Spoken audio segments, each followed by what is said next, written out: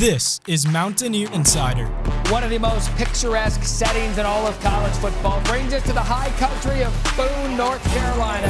The App State Mountaineers are going dancing! Ball down, State puts it in the air. Got it! Got it! Got it! To send the student section to its feet. And now to your hosts, Dave Thomas and Matt Present. Welcome into the Mountaineer Insider on Skyline, Sky Best, and WATA. I'm Dave Thomas from Curtis Media Group in Boone, along with Matt Present, the radio play-by-play voice for App State men's basketball. And we're coming in after one of the most exciting games probably in all of college football this past weekend. If not the most exciting, at least in the top two or three, and probably the most points scored for sure. No doubt. The most points scored in a game in both App State history and North Carolina history. Had to be some fourth quarter records set as well. Chase Bryce's 6 touchdowns were a program record, and to 6 different receivers, just a total thriller. And I think as much as in the moment folks are disappointed with the outcome, it's been really rewarding and refreshing, I think, to see all the pride and the positivity that's come out of it as well. No doubt about that. Also coming out of that, Chase Bryce, the Sun Belt Offensive Player of the Week for his performance on Saturday against North Carolina, something we'll get into a little bit today on the Mountaineer Insider on Skyline, Sky Best, and WATA.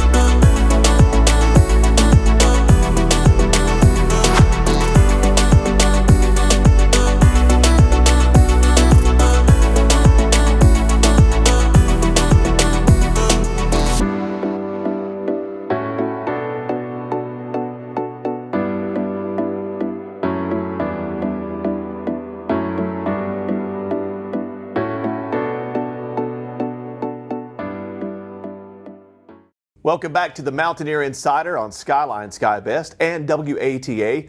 I'm Dave Thomas from Curtis Media Group in Boone, along with Matt Present, the radio play-by-play voice for App State men's basketball. This segment brought to you by 3333 LLC in support of App State student athletes. And we're joined by one of those student athletes now, defensive lineman for the Mountaineers, Jordon Earle. Thanks for taking time to join us. Thank you for letting me have the opportunity, sir. I know the outcome Saturday was not what you wanted. I read somewhere or heard somewhere that the combined score was 4 more points than the basketball teams had last fall when they played. Have you ever been a part of a game that wild, going down to the last 9 seconds like that? No, I haven't. That was, I could say, one crazy experience for me, myself.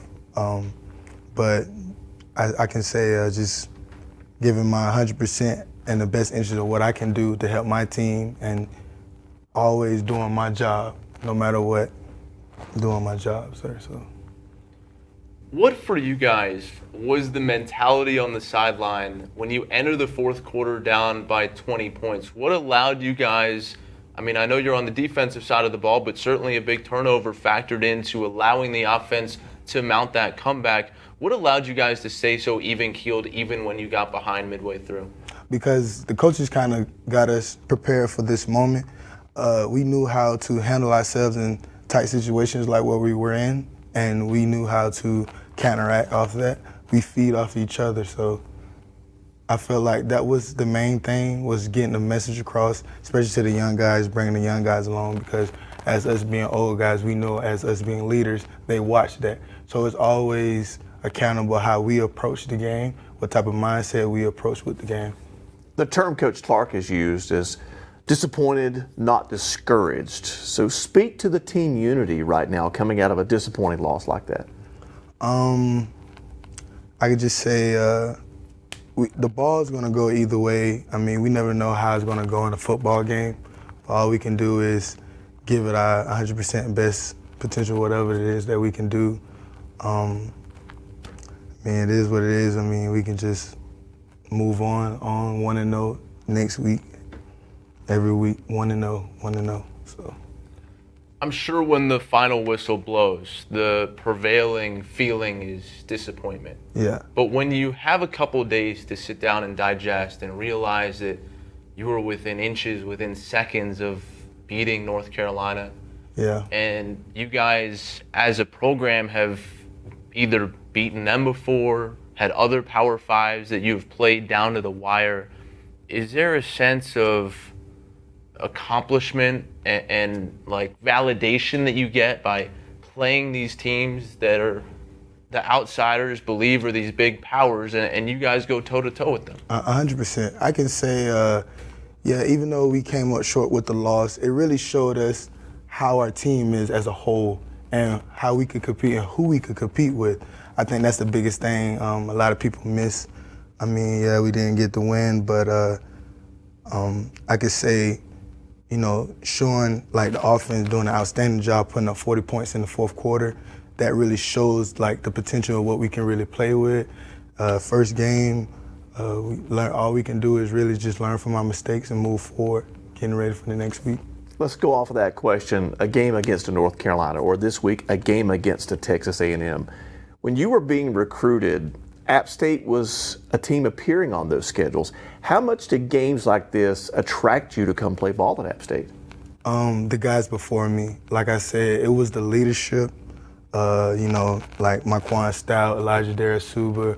Those guys kind of really set the tone and the foundation for me to come in, and those was the guys that I was looking up to, that motivated me, that gave me the urge to commit here and play for a defense that we have here. But this type of setting, to be able to go to Texas A&M, not every kid gets to do that in college football. So was that a big attracting point to you to go, hey, App State's on the schedule for these teams, these big teams. I want to play in games like this? Yeah, no doubt, but the biggest thing is consistency. I mean, yeah, we have those big games like the way we do, but the biggest thing, can we be consistent week by week? So that means on the big games, conference games, whatever it is, so we can bring home a championship to Boone, North Carolina. One last question for you about the game on Saturday, and that's simply the environment, the crowd. Over 40,000 here at The Rock, the largest attended game in program history. Yeah. I mean, what does that mean to you, and how would you describe the feeling when you guys ran out onto the field? Oh man, it was crazy. It was electric. I just really appreciate the fans that we have. Like, we don't have any like App State fans compared to, we have the best fans in the nation. Like, and I really appreciate the support that we have and supporting us as we go out there and give it all for Appalachian State University. One quick follow-up on that. I was really interested in kind of what the fan reaction would be after the fact. And for me, it was really cool to see the prevailing conversation on social media was, man, we're so proud, right? And I think for so many fan bases, it's so easy to come out of a game like that and be negative. And from what I saw on social media, it was still so positive. Did you feel that as well? After the loss, I kind of didn't really go on social media as much. You know, our coaches kind of like, you know, preach on that, you know, stay away from social media. Hey, be consistent, work on the things that we can fix on, that we messed up on, so we can get better and move on 1-0 next week. App State defensive lineman Jordon Earle is our guest. Coach Mike Brown talked about the environment, and he said this is a real home field advantage for the folks here in Boone. Of course, he knows this school coaching here previously, how different it was his visit this time around versus when he was here before. But schools you've played at, on the schedule through your career, what school stands out to you to have a similar environment to The Rock? I can say, you said what game?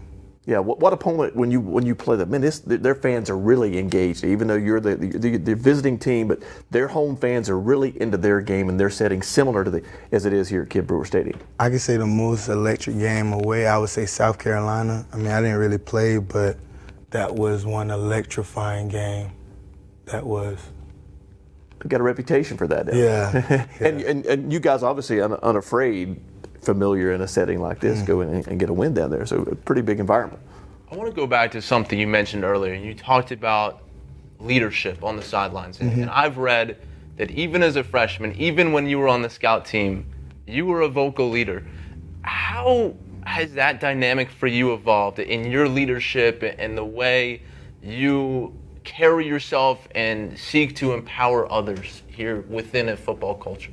I just know the type of vocal cords that I hold on the team and the type of energy that I bring on the team. So I know that those young guys, they look up to me. So however I'm feeling during that practice, it can really counteract off of everybody else's energy. And showing leadership is just doing things, I can say, when no one's looking. You know, showing those routes, guiding, telling them, teaching them, asking them when the help is needed, showing open your arms, just let them know that, hey, we know and we understand and we're here for you whenever time be. I was at a practice earlier this year, the donut eating contest day. Okay. Paying attention to practice as I was, and you're completely different sitting here beside us versus when you put on a helmet and pads. Yeah. Is it a switch that flips for you? Because you were very vocal, very animated, and you were telling the offensive line they weren't getting across.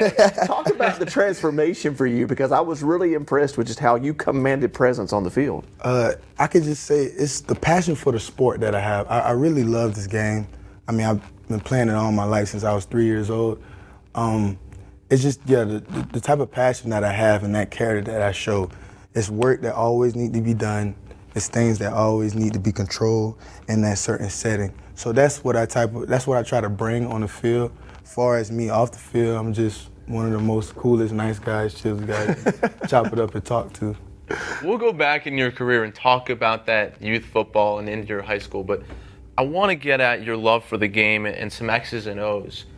At this level, talk to me about what goes into your role as an interior defensive lineman. What are the things that you're looking for, whether it be in film study or when your hand's in the dirt? What are those finer points that maybe fans sitting at home don't appreciate or don't realize? It takes a lot to hold the middle, because when you're inside, you have to set the whole defense. So as me being in the position I am, if I'm not aggressive as I am inside the middle, it can create problems like the way it does. But the more havoc that I create up front, the more easy it is for backers to scrape. So yeah, I'm not really the person who always have the sacks or the tackles or the TFLs, but I know my job and what it does is very important, because I mean, you have to be the anchor right there. So it takes a lot. What do you have to do when you're facing a double team? When I'm taking on a double team, it's all really technique. From what I'm coached, lowering your center of gravity, you got to know what type of offensive lineman you're playing with, how big they are, how aggressive they are they too lazy on the back of their feet. Those things kind of take a toll. Film study, those sort of things. So I can really just say, really technique-wise and all that. Like we can say that he does his 1/11th and he knows his role and how important it is. Jordon Earle is our guest. We'll continue on the Mountaineer Insider in just a moment on WATA and Skyline Sky Best.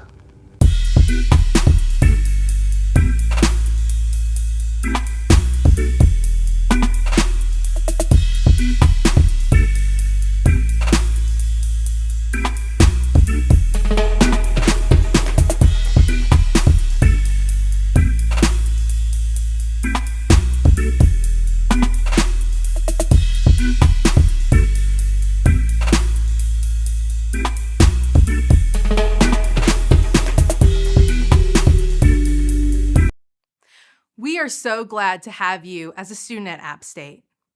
When you come to college, whether you're coming from across the state or down the street, you bring with you distinct experiences, perspectives, and identities. It's up to us as your campus leaders to help foster safe and inclusive learning communities. Appalachian Advocates is a cohort of faculty and staff who have made a commitment to listen, learn, support, and advocate for members of our community from underrepresented identities. So whether you need help figuring out how to navigate a challenging situation in one of your classes, or you want a more formal mentorship, our Appalachian Advocates are here to guide and support you. Welcome back to the Mountaineer Insider on Skyline Sky Best and WATA. I'm Dave Thomas along with Matt Present, talking with defensive lineman for the App State Mountaineers, Jordon Earle. You touched on playing this game since 3 years old. So who first put you on the field and got you loving the game the way you do? You got to give my shout outs to my mom. I could say growing up, I'm from West Palm Beach, Florida. So an environment growing up in West Palm Beach, Florida, it was very crucial for my mom to just have me active, like, you know, having me in sports. So growing up, my main sport was football, but I kind of got out of football for a while, like towards middle school, and then like when I got to like high school, because I was too big, like sort of middle school, I was too big, I couldn't really play with the rest of the kids, and they tried to put me in high school prep. So that wasn't, my mom wasn't going with that. So freshman year, I joined a football team. I started my freshman year. I also did wrestling, did shot put, weightlifting, things that kind of kept me active and busy like the way it is to help me get to this point now I am in my life now. So big shout out to you, mama. You talk about being a big kid when you were growing up. Were you always a lineman, or did you try to make a case for being a running back or having the ball in your hands? No, I was always a lineman. I actually played offensive line first, and I got established with defensive lineman towards my junior year in high school, and that's when my senior year said I was going to play defensive line. So I could say those are certain tendencies that I am blessed with, and why I probably know offensive lineman like the way I do, and I can play it like the way I am. So I can say it is a blessing. So you've got the God-given ability and the intelligence and the understanding of the game, but we're living in a one-sport culture now where it's like, I'm going to specialize on this. How did wrestling, how did all the other sports that you participated in help you, and how do they still help you with all you're going through now? I could say wrestling really helped me a lot. I could say leverage and feet. As a defensive lineman, especially the defense we play, it's very crucial. You have to have great hands, great feet, and aggressive hands, especially on top of that. So those things kind of put the toll. You talk about transitioning and, you know, finally getting that spot on the defensive line midway through high school. I would imagine that was kind of around the time you started being recruited. What do you remember most about the recruiting process and how you first got exposed to App State?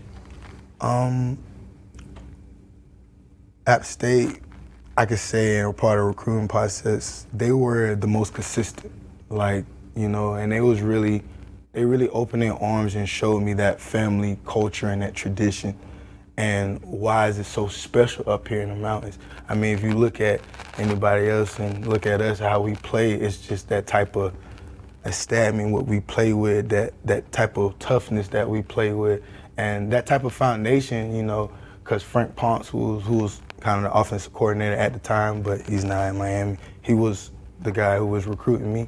So Ponce was, I would say, calling me about like 2 or 3 times a day.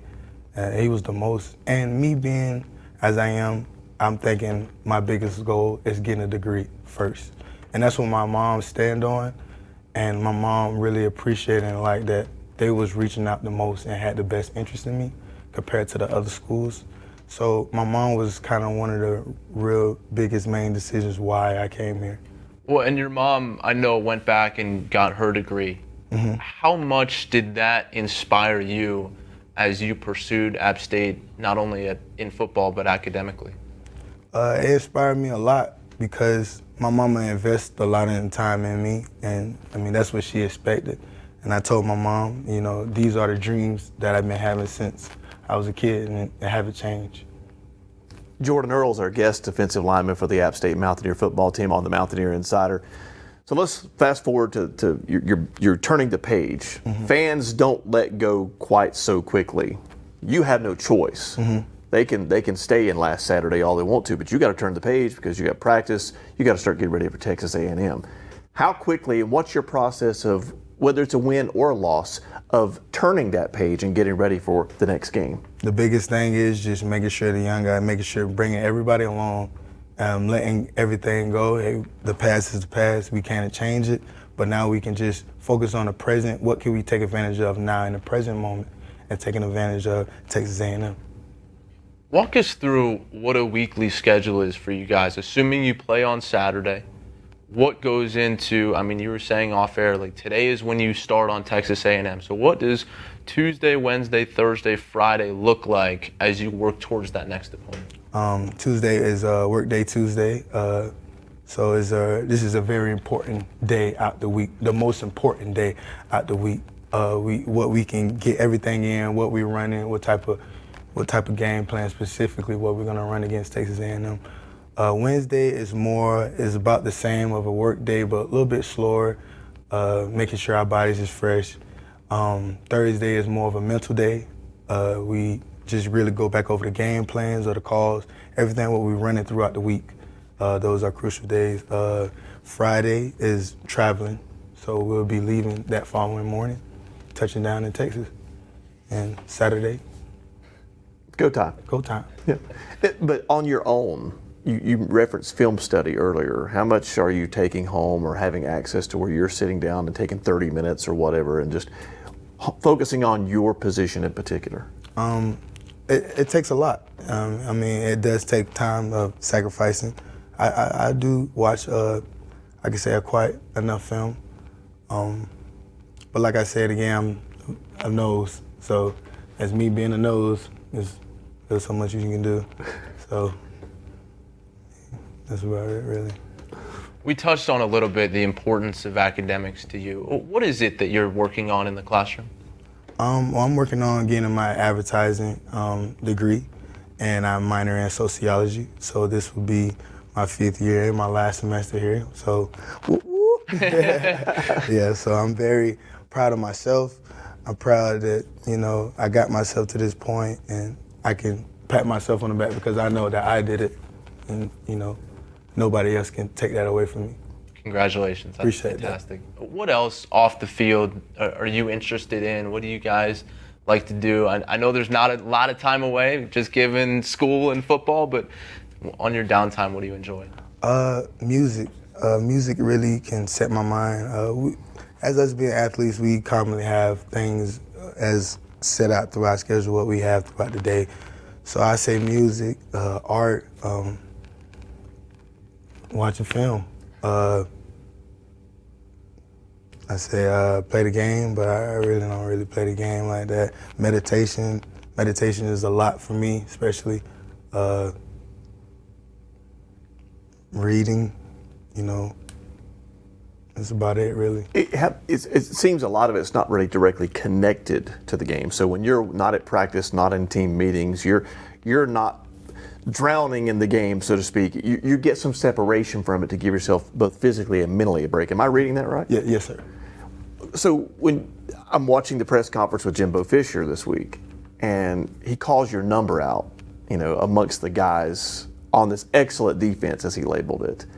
When a coach of his stature shouts your number out, what does that mean? Did you know that, first of all? Yeah, what does that mean? I definitely seen the video. He said 99, great player. That was about it as far as that. But he didn't say that about a lot of guys, though. Yeah, he definitely didn't say that about a lot of guys. Well, I mean, to be honest, I can't really know what to say to that. I mean, Jimbo's being a nice guy, I can say, but we're gonna see come Saturday, no doubt. The other guy on the defense that he mentioned was Nick Hampton. Mm-hmm. What is it like playing with him on the field behind you? What is that dynamic like? I say motivation. He pushes me, I push him. We always trying to get better. What is it that we can do, competing-wise? I bet I get to the ball before you, certain things like that. But those things, that's what pushes us to get better like the way it is. That's my man, I love him. Seems like a real strong communication link between not just you and him, but you and the entire defense, though. Yeah. You guys rely on that, apparently, and of course it's something you're going to be relying on heavily. Good luck this week. Safe travels to Texas. Best of luck, and thank you for taking time to join us. Appreciate it. No, thank you. Thank you. Jordon Earle joining us, nose guard for the App State Mountaineer defensive line. Again, a big matchup at Texas A&M this weekend. We'll come back and continue on the Mountaineer Insider on Skyline, Sky Best, and WATA. Life is a journey. We're told that there are mountains and valleys before us. A mountaineer trudges through. Where others see an obstacle, a mountaineer sees an opportunity. A mountaineer climbs tomorrow's mountains today. So what is a mountaineer? A mountaineer is you.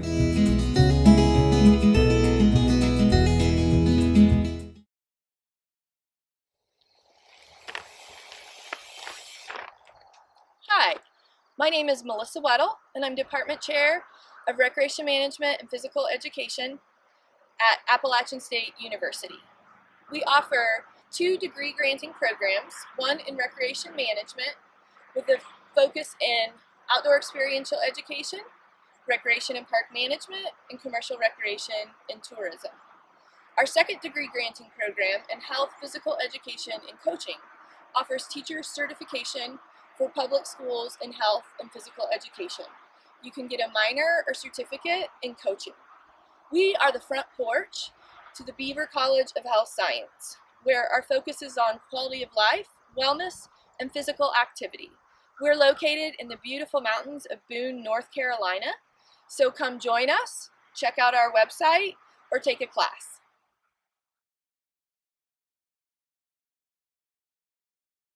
Welcome back to the Mountaineer Insider on Skyline, Sky Best, and WATA. And as we look back to Saturday, it wasn't David versus Goliath. In fact, App State was favored in the game at the time of kickoff. But that said, having North Carolina, an ACC team, travel up to Boone meant something to this team and to this community. Some validation for where App State football has come, and also for the greater Boone community, it was a boom for business. I'm expecting for like a regular game day, it probably is going to be almost double, maybe even triple of what we do for a normal game day, because this is a sold out game and oversold out from what I've heard. So I think we're going to do maybe even triple of what we do on a normal game day. Obviously I'm biased, but I think that this is the next best place to be other than the game itself. We have brought in these game bibs, and we have had multiple shipments of these already, and they are selling so fast. We've got a lot of our 2 for $20 App State short sleeve shirts, and we brought a lot of crew necks and sweatshirts in as well for the game. Oh, it's going to be a wonderful day for us. Not only are we going to root on our Mountaineers against the Tar Heels, but it's another Labor Day weekend here at Master & Store. We can't wait to share our culture with the people around us. I have ordered an extravagant amount of beer. I don't know if that's the right word, but I've ordered a ton of beer. Basically all hands on deck. Like everyone that's on the staff is going to be here tomorrow for the most part, management and server-wise. We are locked and loaded and ready, man. It's going to be crazy though. Dip case in the back is extremely filled, probably the most filled it's ever been before. So we're just anticipating a bunch of customers coming in. All right, we're here in Jimmy John's. They're expecting 5 times the business they would get on a normal day, and 24 hours out, they're packing up sandwich boxes. They're feeding football's tailgate, wrestling's tailgate, and the marching band. $3,000 already in catering orders, and they're just getting started making it happen for game day. Well, we definitely plan on it being one of our busiest weekends, since it is such a big game drawing in so many people. So I think it will be a great day for us financially. I mean, it's huge for us. This is like, game days are everything for us, and we love doing it. We make a big deal out of it. We have like the fight song playing every touchdown. We have this one of our bartenders, Taylor, runs around with the flag and gets everyone excited. We ring the bells, and we have a DJ that does all the whole thing the whole time. So it's like the biggest day of the year for us. We've been looking forward to this Carolina one especially for a while now, ever since it was scheduled. It's been 100 years, and finally Carolina's coming to town, and that's a lot of fun. We've been waiting on the Tar Heels to come to Boone forever. Yep, big thing. Never thought that Carolina would come up the mountain and play us on our place. We always play the big schools there for our money and for their pass of their schedule. but now it's a different ball game. They better beware of the black and gold. Well, it is awesome. I mean, you know, I went to school back here in the 70s and everything, and you walked in 5 minutes after the game started. So it's grown and it's great. It's good for the student body and alumni. It's amazing, man. I went to school here. I've been coming here my entire life. Both my parents went here, met here. It's awesome, man. I can't be more happy. Class of, I'm 82, my wife is 83. As we met up here in invertebrate biology, and the rest is history. So now after 40 years, we still come back. This is home. This is where we want to be. I retired a few years ago. We lived just 10 minutes away from our tailgate spot. Wouldn't have it any other way. We're here no matter who we're playing. You know, we're sitting in the north end zone and we're tailgating big time at every ball game. Well, Wake's been here, Miami was here a couple years, but, you know, this caps it off. I mean, Chapel Hill is the University of North Carolina, so it's special. Well, I mean, it doesn't surprise me with Mac Brown, because Mac Brown was one of our coaches here. He was our head coach at Appalachian. And Mac's been a great supporter of Appalachian. It's exciting, man. It appears that for the players, it's just another ball game, but I know there's a little bit of hype in the locker room right now. All the fans are excited. It seems a little more than the usual ball game, but I tell you, it's going to be a good one. Today's my wife's birthday, and she's in Kernersville. So, did that tell you anything? I got to deal with that when I leave, but this is an event. Let's go! To a place where you can grow. A place to be heard. And take a closer look. A place where you can crush it. And push yourself. A place to find your voice. This place rocks. And rolls. A place where you can get out. A place you'll never forget. So where is this place? Let me show you.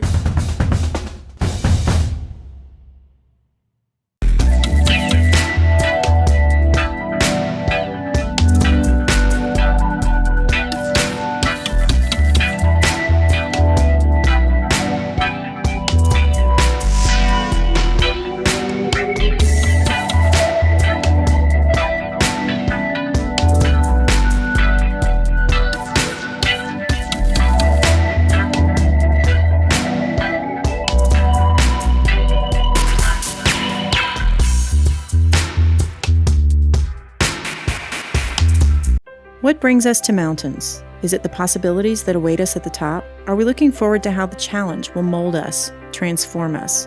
Maybe the mountain is inside all of us. After all, we are Mountaineers. Appalachian State University. Mountaineer Insider on Skyline, Sky Best, and WATA. I'm Dave Thomas from Curtis Media Group, along with Matt Present, the radio play-by-play voice for App State men's basketball. This segment is brought to you by 3333 LLC in support of App State student athletes. And we now go to the offensive side of the ball. Anderson Hardy, offensive lineman, joining us. Thanks for taking time to be with us today. Yeah, thanks for having me today. It's awesome to be here. You guys, you were part of an offensive line that put up 288 yards rushing, 649 yards total offense. You didn't win, but man, those are numbers to be proud of. Is that something that you guys will try to build upon and use as a foundation moving forward? Yeah, for sure. It was a great experience. I mean, you know, we learned a lot from that, and you know, really just proves to our offense, ourselves, that we can do it.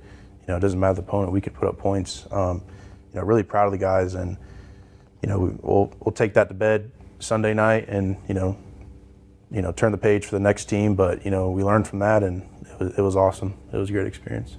How would you describe the ebb and flow of that game, from up 14 in the first quarter to down a few scores late, heading into the fourth, and then all of a sudden you guys score 40 points, you tie the score, and are right back in it with a chance to win it at the end? How do you describe a game like that just seesawed in terms of momentum?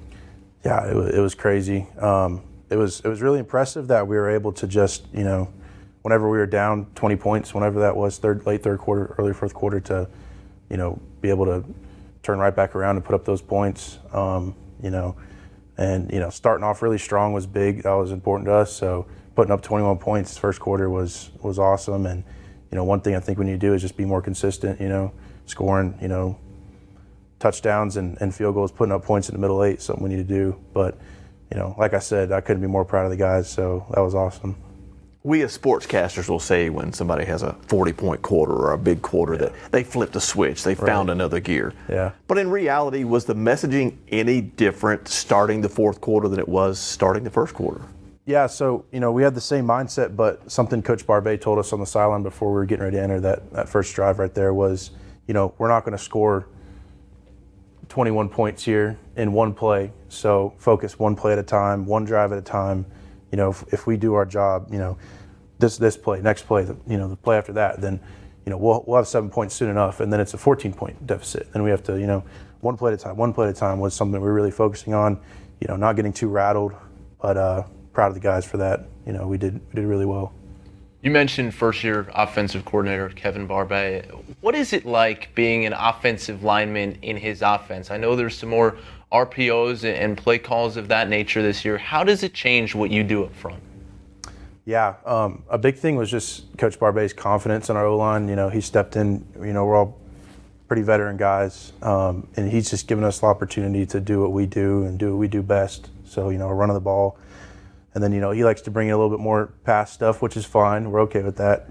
We'll block, but, whenever it's time to run the ball, we're ready to run the ball. And, he'll come knocking at our door for our outside zone, inside zone, and we're ready to answer. The challenge of being an offensive lineman in an RPO setting, your back's to everything. You don't really see it happening. Right. So head on a swivel, what's kind of the approach to knowing, okay, this play could go one of 3 or 4 different ways? Well, with RPOs, as an offensive lineman, we have to focus on the run. There's no point whenever he calls an RPO that I'm thinking pass protect. It's aggressive. And even our pass protector, pass protection is not passive, it's aggressive, is something they say. So, whenever he calls his RPOs, we're aggressive. We're treating it like they're running it up the middle. And if they choose to throw it, then they throw it. But the hole's going to be open, so. For fans who sit at home and watch football and are fans of the game but might not appreciate the finer points of offensive line play, how would you describe the difference between run blocking and pass blocking? Yeah, they're both very technical, but I would say pass blocking is even more technical. Before I take that set, I have to think about my coaching points, and our coaches always say trust your set. And so I think about my first step, my second step, my hands, my hips low, my head, like where I'm looking at. So pass protecting is very technical. Run blocking, it's all about just being aggressive and, blocking to the very last second. Don't let up. Keep your feet moving. Keep your base under you. So they're different, but the mentality is the same of, win every single play. Anderson Hardy's our guest, offensive lineman for the App State Mountaineers. So to that point, it being technical, and there's hips and feet and things that have got to be moving in the right direction. Right. What do you do maybe away from football to keep yourself, limber or loose or ready? Do you do anything extra to try to keep yourself, give yourself a little extra advantage if you can find it? Yeah, for sure. So, a couple different things. Really, before the game and after game, offensive line, we live in the treatment room. We're always, getting boots on our legs and trying to stay as fresh as possible for the game. And then during the off season, we like to do a lot of agility stuff because even though we're the big guys on the field, we like to still be agile and quick, and we take pride in being a fast O-line. So, off season, we're doing jump ropes and sprints and, working on our takeoff and trying to be fast, athletic, move good, nimble. So a lot of things into that. You mentioned that it's a veteran group up front. What is it like to be able to have guys next to you that you've played with for a couple of years now, and to be able to have that continuity in terms of understanding everyone's role? It's big. It's something that people don't realize is, building chemistry with each other. So I've been playing next to Damian Daly for a long time now, and we have great chemistry where if something wrong goes, during the game, something bad happens, that we can get that corrected on the field before we even get off the field and talk to coaches. So that chemistry is huge, and just to work together with all those guys is huge. We work during the game. We can, just off our film study, off of practice, that week, we can, call out what type of blitzes are coming because, we've been doing our film study, and, just having the opportunity to play with all those guys is huge. And I think it's great for, young guy Troy Everett to come in there and have all of us to, help him out. And, he did great out there. I'm really proud of him, but, it's a great group of guys. It's the best offensive line I've played with, so It's awesome. Who cultivated you when you were that young guy coming in and you were redshirt freshman? Yeah. And who took you under their wing and sort of fostered where you have become? Yeah, I mean, there's really not just one guy. Like, you know, I was Vic Johnson's backup, and, you know, Vic showed me, you know, how he plays, and then, you know, Cole Garrison and I were splitting reps, and I learned a lot from Cole. Cole's a really smart guy, and, you know, he just, you know, showed me how to win mentally in the game, like, you know, how to do film study and how to, you know your opponent before you get into there. And then, you know, Noah Hannon, Bear Hunter, Ryan Duzel, all, you know, really great players, and, you know, being able to play with them was awesome too. And they just, you know, rubbed off a little bit of their knowledge to me. And like I said, you know, I've been around a great group of guys since I've been playing, and it's been great. You talk about the players that you've worked with, but I would imagine there's a certain luxury of having a head coach with the background as an offensive line coach. Yeah. What does that mean to have Coach Clark be a offensive line guy? Yeah. Oh, well, you know, Coach Clark tries to let, you know, Jeep and Coach Cardwell last year be the offensive line coach, but, you know, every couple of days he'll come into the O-line room and, you know, sit down and take over sometimes and, you know, just share some of his knowledge. But yeah, I've had Coach Clark, I've had Nick Cardwell, and, you know, now, you know, Jeep, and, you know, they're all great guys, and they all bring something to the table that the other person didn't bring. And, you know, having Coach Clark early was good because he's pretty intense, and, you know, he kind of built me ground up to what I am. And then, you know, Coach Cardwell, you know, really brought, you know, physicality to the table and playing to the, you know, best of your ability. And then now Jeep comes in here, and Jeep's, you know, very, very technical, he has a lot of knowledge of the game, and, you know, his coaching points have helped me out a lot, especially in the pass game. So it's, you know, I can't speak on enough how awesome it is to have, you know, all these different coaches who have taught me, and Coach Clark too. You know, during practice, you know, I'd come off the sideline and Coach Clark say, "Oh, you know, you're leaning too much," or, you know, you need to get your second step in the ground quicker. You know, just small coaching points. So. I was going to say it's probably harder to hide when your head coach was also your offensive line coach. Yep. We have two coaches at any given time. So. Oh, it's a scenario of being in something that's built. There's history with this line. App State football has history, but then the line itself has history. How much of that was an attraction to you to join that history? Yeah, I mean, just getting recruiting, like, there was, you know, all kinds of guys, Kendall Lamb and, you know, Bo and Kobe, just like, you know, these guys who got a chance to go play in the NFL, and, you know, seeing the offensive line. And, you know, just the past couple of years we've been part of Joe Moore, you know, semifinalist, and it's huge. Like, it's just so great to be part of such a really good, dominant offensive line. We'll continue talking about the recruitment of Anderson Hardy to Appalachian State in just a couple of moments. This is the Mountaineer Insider on Skyline, Sky Best, and WATA.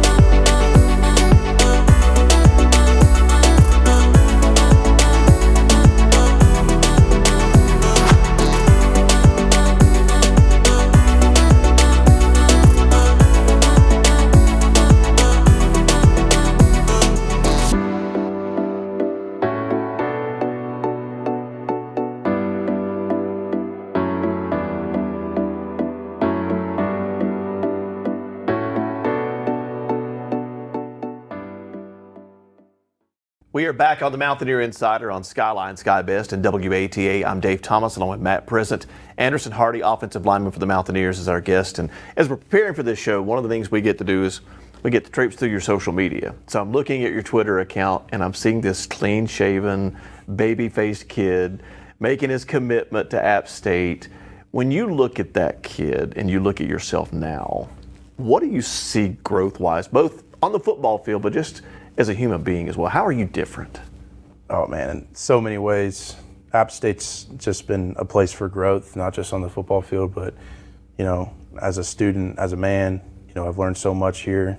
Coming in just as a 17, 18-year-old, as a freshman, I didn't have a clue in the world of anything, and so just having this opportunity here to meet so many people, old guys have rubbed off so much on me and learned so much in the classroom. It's a great opportunity.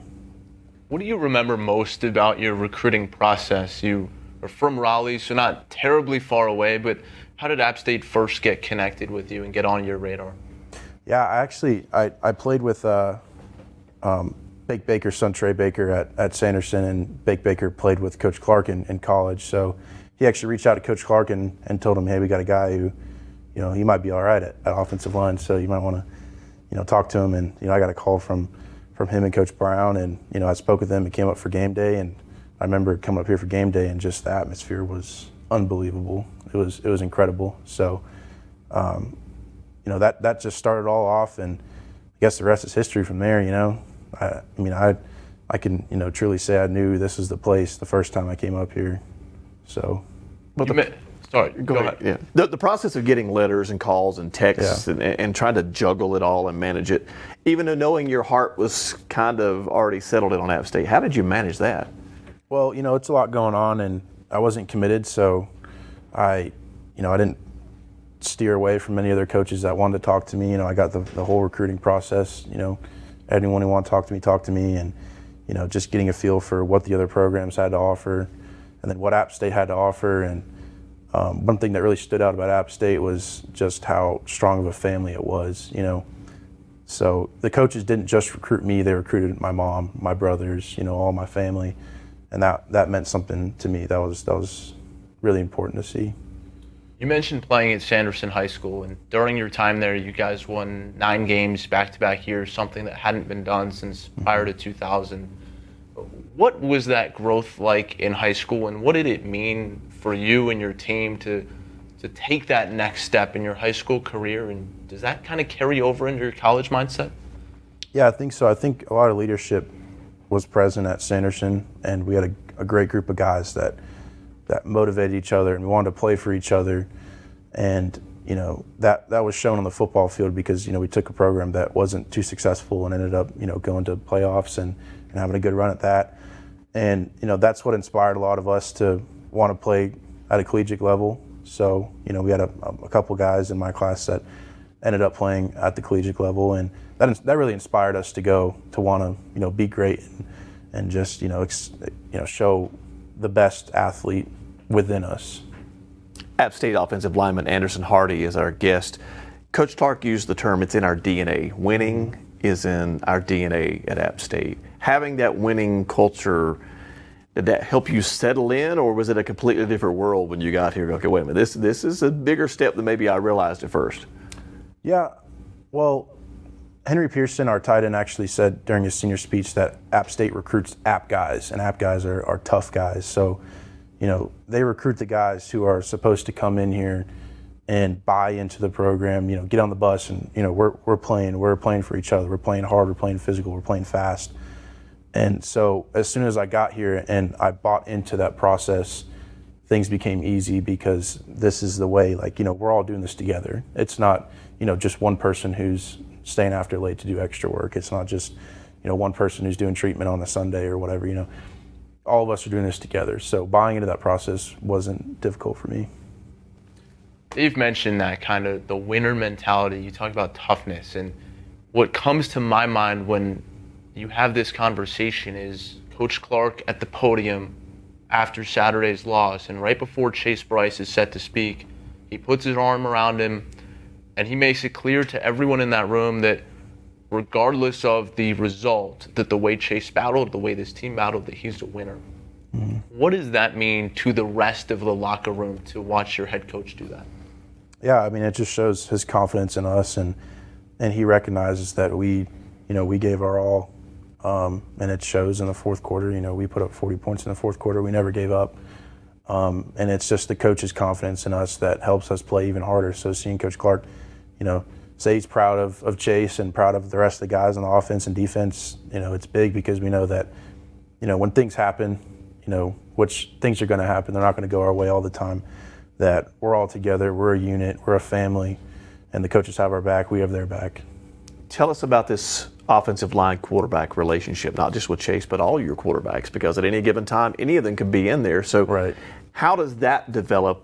We see a lot made of it, but what is it like at App State?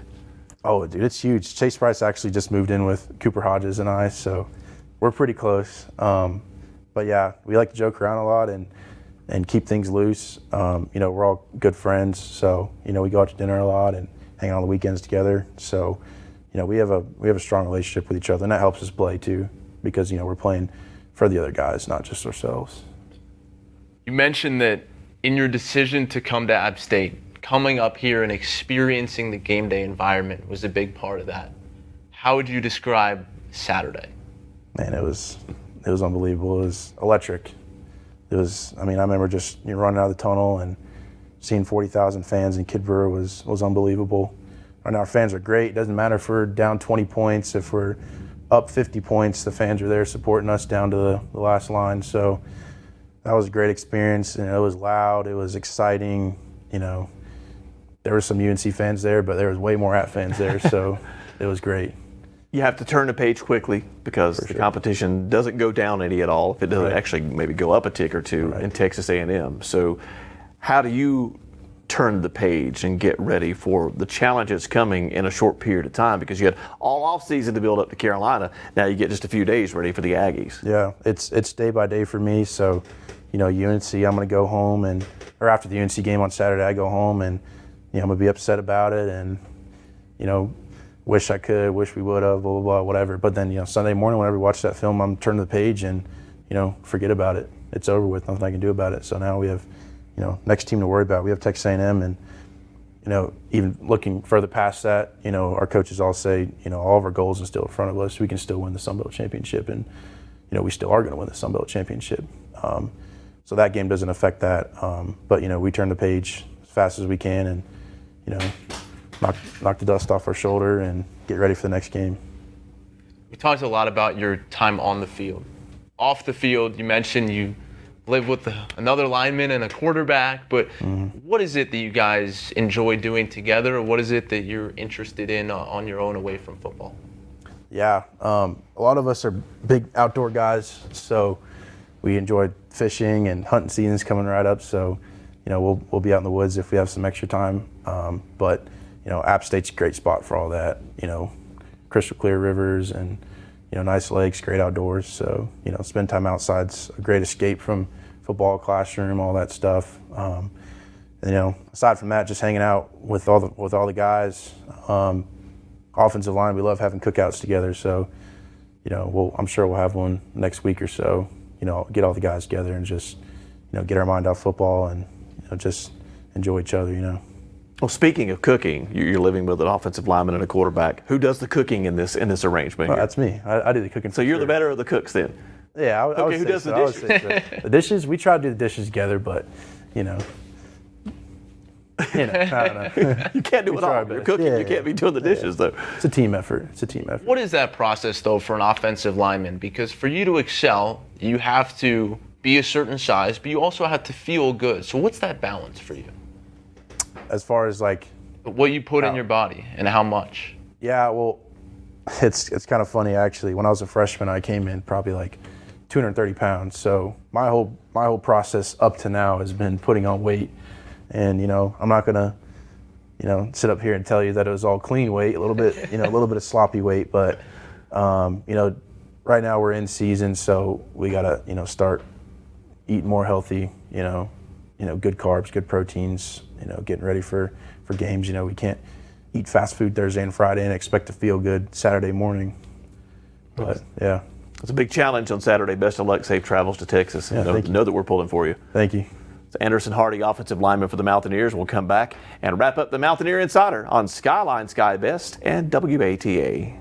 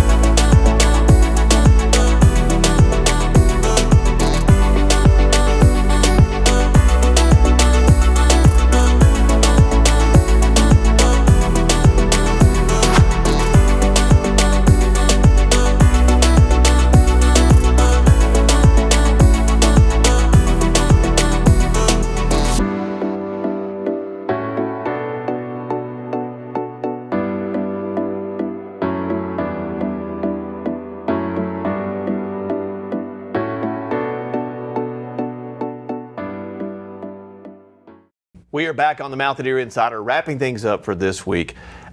I tell you, Matt, Jordon Earle, Anderson Hardy, consistency is a word that comes to mind because every single football player we talk to, family, toughness, those are two things they harp on.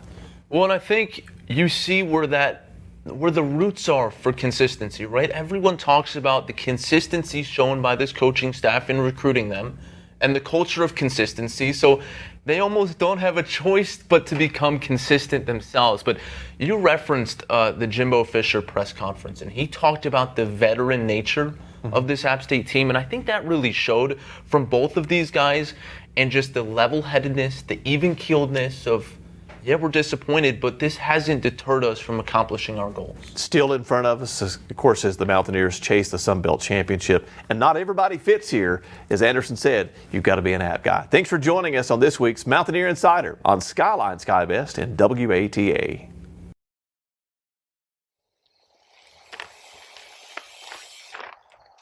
Hi, my name is Melissa Weddle, and I'm Department Chair of Recreation Management and Physical Education at Appalachian State University.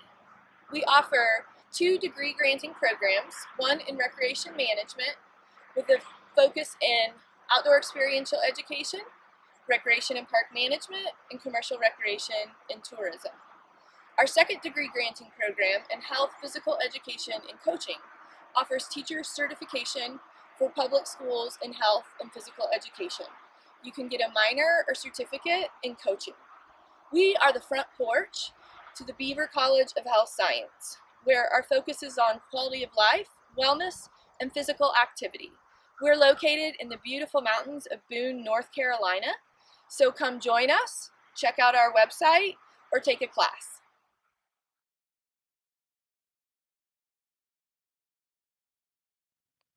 We are so glad to have you as a student at App State. When you come to college, whether you're coming from across the state or down the street, you bring with you distinct experiences, perspectives, and identities. It's up to us as your campus leaders to help foster safe and inclusive learning communities. Appalachian Advocates is a cohort of faculty and staff who have made a commitment to listen, learn, support, and advocate for members of our community from underrepresented identities. So whether you need help figuring out how to navigate a challenging situation in one of your classes, or you want a more formal mentorship, our Appalachian Advocates are here to guide and support you.